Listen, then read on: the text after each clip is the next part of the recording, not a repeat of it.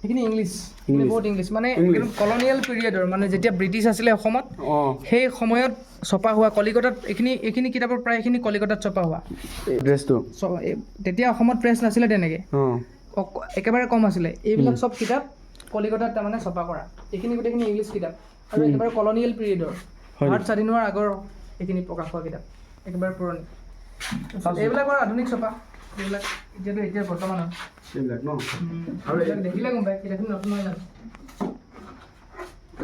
ইয়াত বাংলা আছে নেকি ইয়াত বাংলা আছে নেকি খুৰী বাংলা আছে অসমীয়া আছে ন অসমীয়া আছে অসমীয়াও আছে বাংলাও আছে বাংলাটো এইটো নাছিলে এইটো আছিলে চাগে এইটো আছিলে নেকি অঁ ইংলিছ আছে অসমীয়া আছে বাংলা আছে সেইখিনি আৰু পুৰণি ভিতৰৰ পৰা এইখিনি জুম কৰি দিছোঁ ভালকৈ দেখাই দিয়ে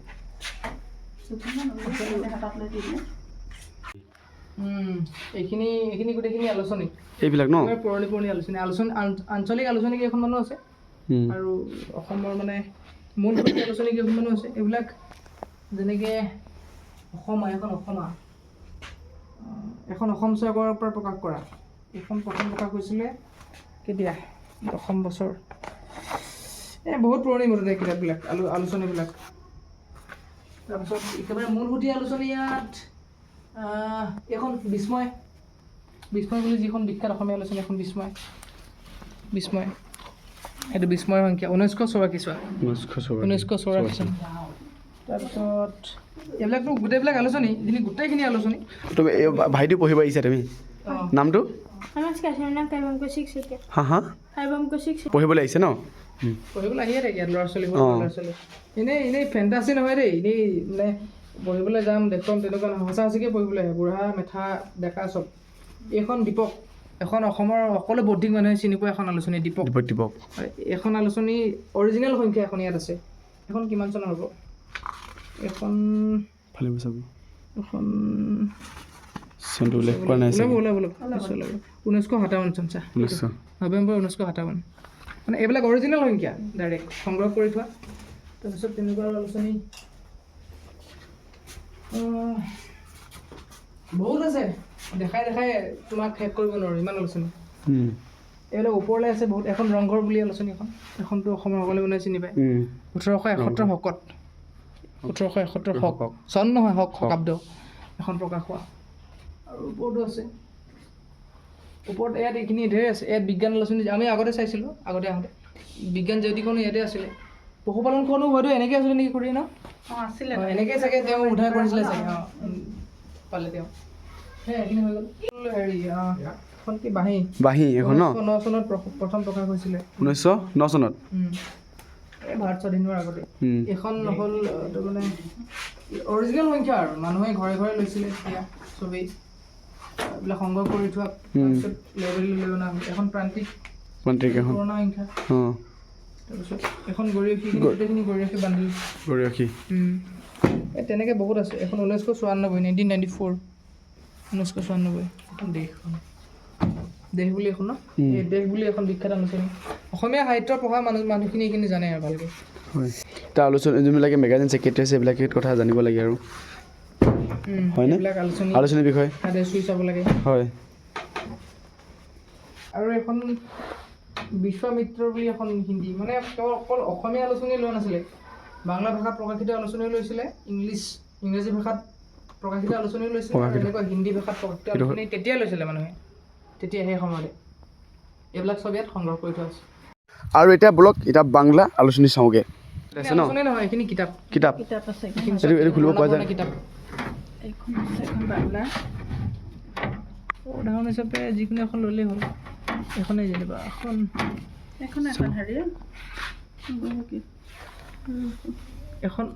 এখন অসমীয়া এখন হেৰি এইখন চোৱা এইখন আলোচনী আছিলে এখন বাংলাত প্ৰকাশিত আলোচনী ন আমি যে কৈছিলোঁ যে বাংলা চাম বুলি আৰু এটা প্ৰডাক্টে ধুনীয়াকৈ দেখাই দিব গোটেইখিনি উলিয়াবলৈ অসুবিধা হ'ব অঁ তাৰে দুখনমান মানে এখন আৰু লগতে দুখন উলিয়াই আনিছোঁ আৰু এখন হ'ল আলোচনী এখন বাংলা আলোচনী 1322 এইটো শংকৰাব্দ এইটো চন নহয় ইংৰাজী চন নহয় শংকৰাব্দ আৰু এইটো হ'ল এখন বাংলা উপন্যাস বাংলা ভাষাত প্ৰকাশিত উপন্যাস কলিকতাৰ পৰা প্ৰকাশিত এইবিলাক হয় এখন এখন অসমীয়া কিতাপ এই ভোলানাথ দাস আৰু তাৰ তাৰাচাঁদ দাস এইবোৰ অসমীয়া মানুহ, কিন্তু তেওঁলোকে তাৰমানে কলিকতাৰ পৰা প্ৰকাশ কৰিছে এইবিলাক বাংলা কিতাপ।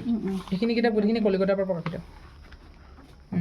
এইখনো তেনেকুৱা বহুত পুৰণি। এইবিলাক আমি ডিজিটেলাইজেশ্যন কৰাৰ কাৰণটো এইটোৱে যে এইবিলাক এনেকৈ মানে নিগনি খাই দিছে, নিগনি কীট পতংগ বেলেগ বেলেগ প্ৰজাতিৰ পোক এইবিলাকে খাই নষ্ট কৰি দিছে, সেইকাৰণে ডিজিটেলাইজ কৰা হৈছে। হয় আৰু ডিজিটেলাইজেশ্যনৰ গুৰুত্বটো সেইটোৱেই। হয়। হৈ যাব।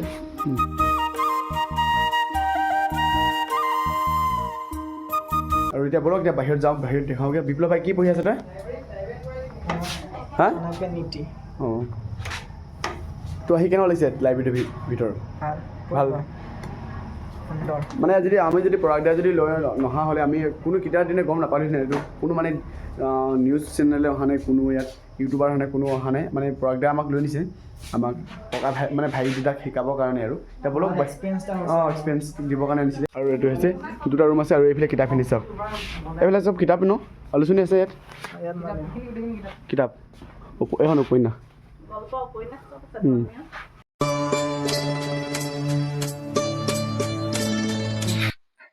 আৰু এখন হ'ল অসম শিশু সাহিত্য কোষ।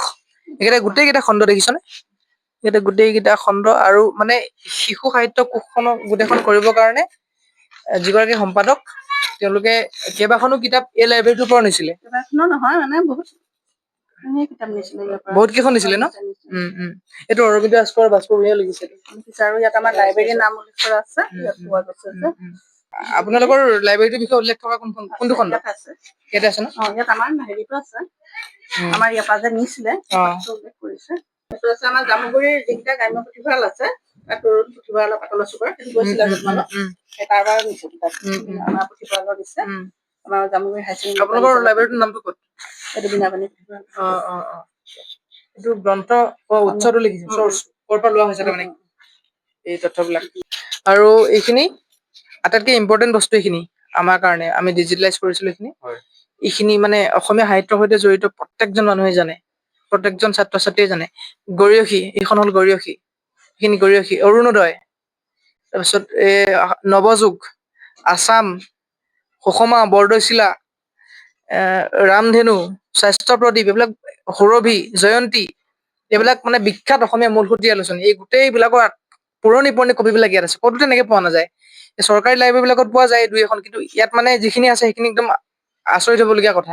ইমান পুৰণি নথি পত্ৰবিলাকো যে তেওঁলোকে ইমান ধুনীয়াকৈ সংগ্ৰহ কৰি থৈছে। আৰু এইখিনিতো তাতকৈ পুৰণি এইবিলাক কিতাপ উলিয়াই নেদেখাওঁ আৰু এতিয়া, এইবিলাক বহুত পুৰণি এইবোৰ এইখিনি আলোচনী হৈছে। আৰু এইফালে সাঁচিপাত এখন আছে, সাঁচিপাত নামঘোষাখন। এইখন কনক অলংকৰণৰ সময় 1248 1841 খ্ৰীষ্টাব্দ। খুৰী এখন পাৰিমনে উঠাবলৈ? এখন সাঁচিপাত অলপ জুম কৰি দিবি। ভালকৈ চুবি দিয়া, এৰি যাব নহ'লে। সাঁচিপাত চোৱাৰ নিয়মটো বেলেগ।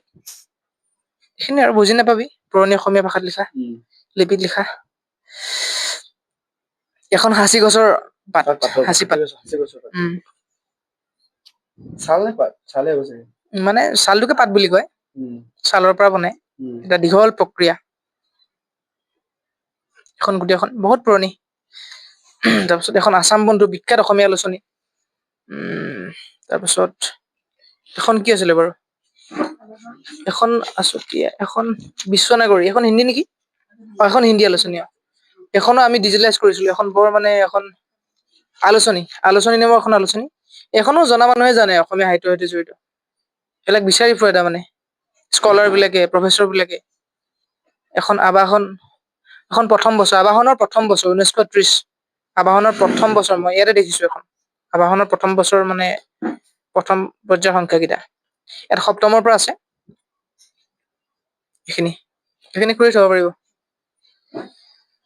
তাৰপিছত আৰু এটা কৈ দিছোঁ, এইটো আমি যে ডিজিটেলাইজ কৰিছিলোঁ নন্দ তালুকদাৰ ফাউণ্ডেশ্যনৰ মানে অধীনত, তাক লৈ নৰ্থ লখিমপুৰ ইউনিভাৰ্চিটিৰ ফালৰ পৰা আছামিজ ডিপাৰ্টমেণ্টৰ HOD অৰবিন্দ ৰাজখোৱা ছাৰে ডিপাৰ্টমেণ্টৰ হৈ এখন কৃতজ্ঞতা পত্ৰ এই লাইব্ৰেৰীটোলৈ বাইদেউহঁতলৈ দিছিলে এখন। এইখন হ'ল এইখন, বাইদেউহঁতে ধুনীয়াকৈ সজাই থৈছে। আৰু এইখন হ'ল মৃণাল তালুকদাৰ ছাৰে এই লাইব্ৰেৰীটোলৈ দিয়া, এই উপহাৰ হিচাপে দিয়া, কৃতজ্ঞতা স্বীকাৰ হিচাপে দিছে। এখন ধুনীয়াকৈ অলংকৰণ কৰি দিছে তেওঁলোকে নিজৰ ষ্টাইলত। এইখিনিতো চাবই নোৱাৰি, এইখিনি বহুত পুৰণি। এইখিনিতকে অৱশ্যে এইখিনি বেছি পুৰণি ন? এইখিনি অলপ আধুনিক। এইখিনিতকে বেছিকে পুৰণি এইখিনি। এইখিনি বহুত পুৰণি পুৰণি কিতাপ আছে। তাৰপাছত আৰু ইফালে চাবলগীয়া আছে নাই বাৰু? এইফালে তেনেকৈ আলোচনী আছে বহুত, গল্প। এইখিনি সংকলন ন? সংকলন বিলাক আছে।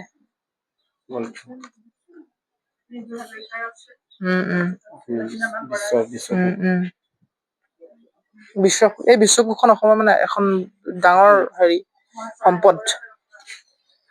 এইখিনিয়ে আৰু এইখিনি ধৰ্মীয় গ্ৰন্থ আৰু ধৰ্মৰ বিষয়ে লিখা আছে। বৌদ্ধ ধৰ্ম, হিন্দু ধৰ্ম, খ্ৰীষ্টান ধৰ্মও আছে চাগে মাজে মাজে দুই এখন। ইছলাম ধৰ্মী নহ'ব, নাই চাগে। ইছলাম ধৰ্মী মানুহ নাই যে ইয়াত। হিন্দু ধৰ্ম বেছিকে আছে। ভাগৱত পুৰাণ বিলাকো আছে ন? মানে বঙালী ভাষাত ছপা হোৱা এখন বাঁহী, এখন বঙালী ভাষাত। বাঁহীখন তাৰমানে অষ্টম সংখ্যা 1929 নহ'লে 18 চন মানত এখন বঙলা ভাষাত প্ৰকাশ পোৱা। ভাষাটো বঙলা, মানে চৰি লিপিটো বঙলা, ভাষাটো অসমীয়া। এখন ভালকে ধৰিবি দেই, থবি। এইখিনি আৰু এখন বহুত পুৰণি ফটো এখন জ্যোতিপ্ৰসাদ আগৰৱালাৰ। সেইখন বিষ্ণুপ্ৰসাদ ৰাভাৰ। আৰু এইফালে আমি লাইব্ৰেৰীৰ পৰা ওলাই আহি আমি খেলিলোঁ বেডমিণ্টন। আৰু নামঘৰটো কি ধুনীয়া, নামঘৰটোৰ কাষতে বেডমিণ্টন বনাই লোৱা হৈছে। আৰু এইফালে ভাইটি মানে বাইদেউৰ সেই ল'ৰা বনাই লোৱা হৈছে নেকি? এইটো এইফালে ভাইটি এজন লগ পালোঁ, নামটো সমীৰণ হাজৰিকা। এইফালে কবিৰ। গাইজ আমি এতিয়া লাইব্ৰেৰীটোৰ পৰা ওলাই আহিছোঁ। এতিয়া এখন মানে আমি ফুৰিবলৈ আহিছোঁ মানে গাঁওখন অলপ। পৰাগদাও মানে বহুত দিন থাকিলে ইয়াতে, মানে নাই কমেও 20-25 দিন থাকিলে আপুনি। তো আকৌ এবাৰ পৰাগদালৈ ধন্যবাদ দিছোঁ, কাৰণ পৰাগদা যদি নহা হ'লে আমি এইটো বা নথকা হ'লে বা আমাক যদি ননা হ'লে আমি দেখি নাপালোঁহেঁতেন। তো মোৰ ফালৰ পৰা আকৌ এবাৰ ধন্যবাদ দিছোঁ। আৰু এতিয়া আমাক আকৌ এতিয়া গাঁওখনক এতিয়া পৰাগদাই অলপ যেনেকৈ এতিয়া লাইব্ৰেৰীটো আমাৰ পৰাগদাই অলপ দেখুৱাই দিলে, তো তেনেকৈ এতিয়া গাঁওখনো অলপ মানে এক্সপ্ল'ৰ কৰাই দিব। আৰু গাঁওখনো ধুনীয়া, বহুত ধুনীয়া। মানে কয় নহয় মানে পঢ়া মানে পৰিৱেশটো আছে মানে গাঁওখনত, মানে আদৰ্শ গাঁও, মানে শিক্ষিত মানুহে ভৰা গাঁও। ডিচিপ্লিন, বাট পথ, মানুহৰ ঘৰ, মানুহবিলাকৰ অহা যোৱা, চাল চলন, খোজ কাটল, কথা মানে কি মানে চেলুট।